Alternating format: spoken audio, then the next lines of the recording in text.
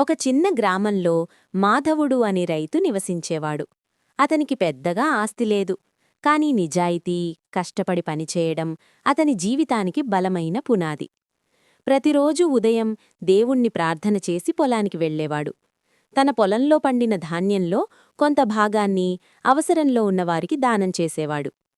అదే గ్రామంలో రాఘవుడు అనే మరో రైతు ఉండేవాడు. అతడు ధనం సంపాదించడమే లక్ష్యంగా అబద్ధాలు చెప్పేవాడు. తూకంలో మోసం చేయడం, ఇతరుల కష్టాన్ని తన లాభంగా మార్చుకోవడం అతనికి అలవాటు.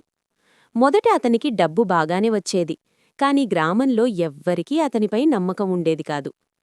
ఒక సంవత్సరం తీవ్రమైన కరువు వచ్చింది. పంటలు ఎండిపోయాయి.